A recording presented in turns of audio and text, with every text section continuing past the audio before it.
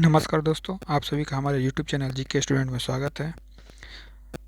SSC GD का चारों shift का एग्ज़ाम समाप्त हो चुका है दोस्तों। तो आज मैं 17 जनवरी 2023 को ऑल शिफ्ट का प्रश्न लेकर हाजिर हूँ दोस्तों। तो चलिए शुरू करते हैं। तो अभी तक आपने हमारे चैनल को सब्सक्राइब नहीं किया दोस्तों तो सब्सक्राइब कर लें। आपको इसी तरह का वीडियो हमारे चैनल पर हमेशा मिलते रहता है दोस्तों। तो चलिए देखते हैं आज का पहला शिफ्ट से सारे सब सवालों को। तो पहला प्रश्न पूछा गया था, कोली नृत्य किस राज्य का नृत्य है? तो कोली नृत्य कहाँ का नृत्य है दोस्तों? तो ये है गोवा और महाराष्ट्र का नृत्य है दोस्तों। तो इसमें आपको एक ही ऑप्शन दिया होगा दोस्तों या फिर दोनों ऑप्शन दिया होगा। ये लोग आप लोग ज़रूर हमें बताइए कमेंट में, क्या दोनों ऑप्शन था?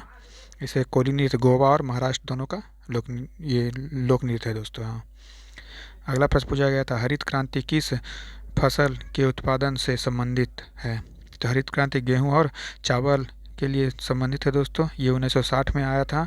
जैसा कि भारत में चावल में तो यह पूर्ण रूप से अपना फसल को उत्पादित नहीं कर पाया था, लेकिन गेहूं के लिए भारत के लिए सबसे ज़्यादा महत्वपूर्ण रहा था दोस्तों। गेहूं के लिए सबसे ज़्यादा महत्वपूर्ण भारत के लिए रहा था। अगला प्रश्न पूछा गया था, खिजली वंश का शासक दिल्ली सल्तनत पर कब से कब तक रहा था? तो ये खिजली वंश के शासक क्या रहा था दोस्तों? 1290 से 1320 तक खिजली वंश ने दिल्ली पर शासन किया था दोस्तों। चलिए नेक्स्ट देखते हैं।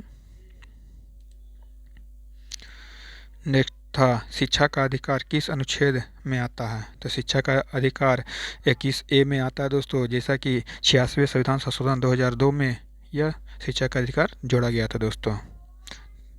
तो इसे भी आप लोग याद रखेंगे कौन सा संशोधन था। तो वो 86वें संविधान संशोधन था और ये 2002 में आया था दोस्तों। अगला प्रश्न था, जल्लीकट्टू कहाँ का खेल है? तो जल्लीकट्टू तमिलनाडु भारत का ही खेल है दोस्तों। जैसा कि ये जैसे अलग अलग राज्यों में हमारे फसल कटने के बाद अलग अलग त्यौहार मनाए जाते हैं, उसी प्रकार तमिलनाडु में जल्लीकट्टू भैंसों का एक दौड़ है दोस्तों, जिसमें उसे काबू कर कर उसे पकड़ने का खेल है। तो ये तमिलनाडु का खेल है दोस्तों। अगला प्रश्न पूछा गया था, भारत में राष्ट्रीय आय की गणना सर्वप्रथम किनके द्वारा किया गया था? तो ये किया गया था दादा भाई नौरोजी के द्वारा दोस्तों।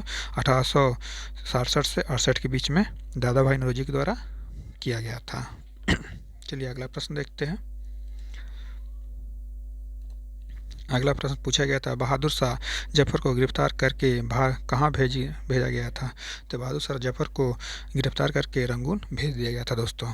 नेक्स्ट प्रश्न था, मनरेगा को किस मंत्रालय के द्वारा क्रियान्वित किया जाता है? तो मनरेगा को ग्रामीण विकास मंत्रालय द्वारा क्रियान्वित किया जाता है।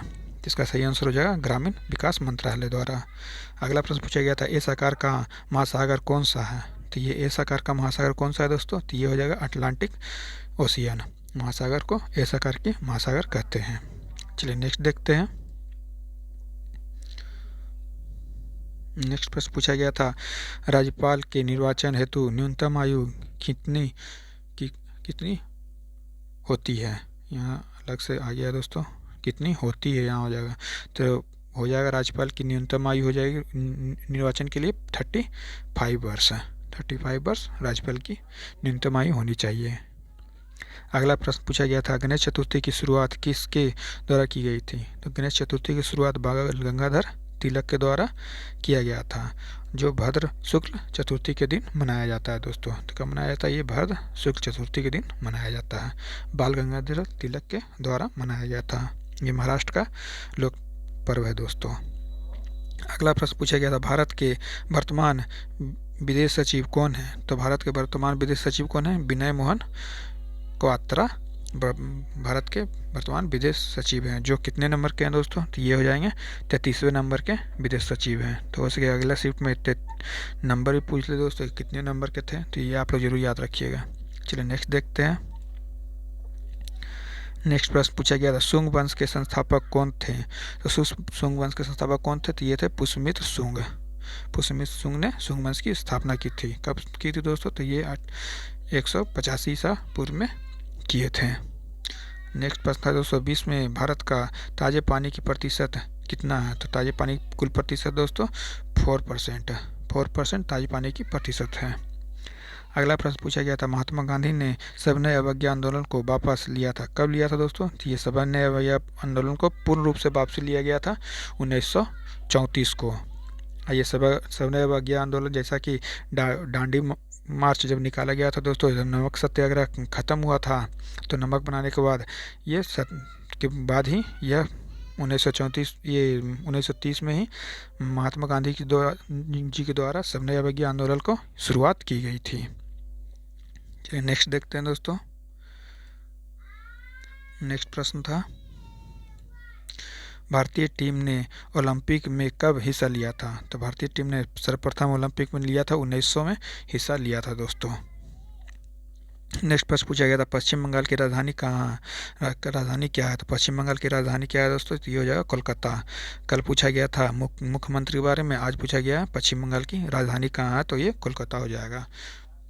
जैसा कि राजधानी और मुख्यमंत्री या राष्ट्रपति से मैंने अपने चैनल पर वीडियो डाल दिया दोस्तों, तो इससे आप लोग आने वाले शिफ्टों में हो सके और भी प्रश्न बन सकता है, तो आप लोग इसे ज़रूर देख लीजिएगा। इसका लिंक में मैं डिस्क्रिप्शन में दे दूंगा दोस्तों।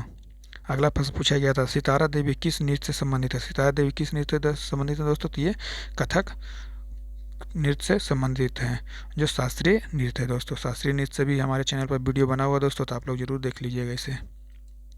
नेक्स्ट प्रश्न पूछा गया था, धार्मिक स्वतंत्रता का अधिकार किस अनुच्छेद में आता है? तो धार्मिक स्वतंत्रता का अधिकार किस अनुच्छेद में आता है? तो ये आ जाता है अनुच्छेद 25 से 28 के बीच में धार्मिक स्वतंत्रता का अधिकार आता है। नेक्स्ट प्रश्न पूछा गया, कर्नाटक के मुख्यमंत्री कौन है? ये कर्नाटक के मुख्यमंत्री पूछ लिया गया, तो ये हो जाएंगे बसवराज बोम्मई। ये कर्नाटक के मुख्यमंत्री हैं दोस्तों। कल का शिफ्ट में था कोलकाता का पूछा गया था। अगला प्रश्न पूछा गया दोस्तों, यूपी के आजमगढ़ उपचुनाव में विजयी प्रत्याशी कौन है? तो यूपी के आजमगढ़ उपचुनाव में विजयी प्रत्याशी हो गए थे भाजपा के दिनेश लाल यादव, जिन्हें निरहुआ भी कहा जाता है। चलिए नेक्स्ट देखते हैं दोस्तों। नेक्स्ट प्रश्न पूछा गया है, चीफ जस्टिस ऑफ इंडिया के से कोई प्रश्न था दोस्तों, तो मैंने इसमें 50वां चीफ जस्टिस ऑफ इंडिया हो जाएंगे DY चंद्रचूड़। 50वें हो जाएंगे DY चंद्रचूड़, जो अभी हाल में वर्तमान में है।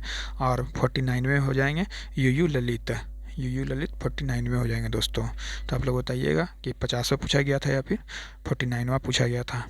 अगला प्रश्न है, राष्ट्रपति बनने की न्यूनतम आयु। अभी राज्यपाल देखे थे दोस्तों, अब फिर आ गया राष्ट्रपति, तो ये सारा हो जाएगा राष्ट्रपति या फिर राज्यपाल हो जाएगा 35 वर्ष दोनों। वर्तमान में राष्ट्रपति हैं द्रौपदी मुर्मू। नेक्स्ट प्रश्न पूछा गया था, वर्तमान में मुख्य आर्थिक सलाहकार कौन है? तो वर्तमान में मुख्य आर्थिक सलाहकार कौन है दोस्तों? तो ये हो जाएंगे बी अनंत नागेश्वर हो जाएंगे मुख्य आर्थिक सलाहकार। नेक्स्ट प्रश्न पूछा गया था दोस्तों, मौलिक अधिकार किस देश के संविधान से लिया गया है? तो मौलिक अधिकार किस देश के संविधान से लिया गया है? तो ये संयुक्त राज्य अमेरिका के संविधान से लिया गया है।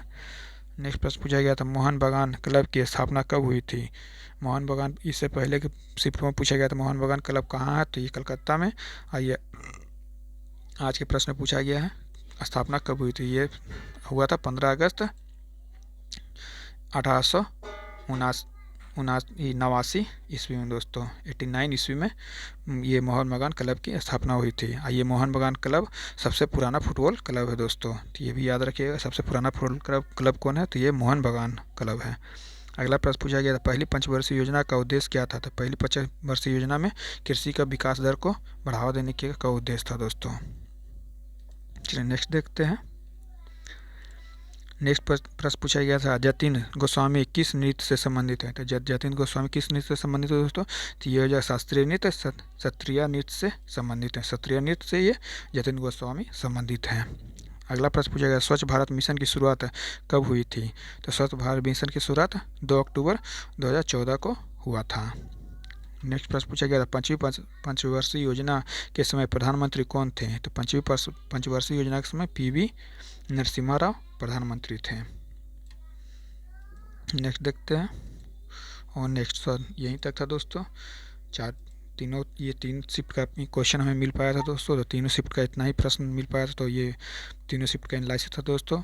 तो अगर आप भी अगर एग्ज़ाम देकर आ रहे हैं तो हमें क्वेश्चन भेजने का कष्ट करें दोस्तों हमारे टेलीग्राम चैनल पर, जो डिस्क्रिप्शन में आपको लिंक मिल जाएगा। तो आपको अगर वीडियो पसंद आया हो तो वीडियो को लाइक करें, चैनल को सब्सक्राइब करें। वीडियो देखने के लिए धन्यवाद।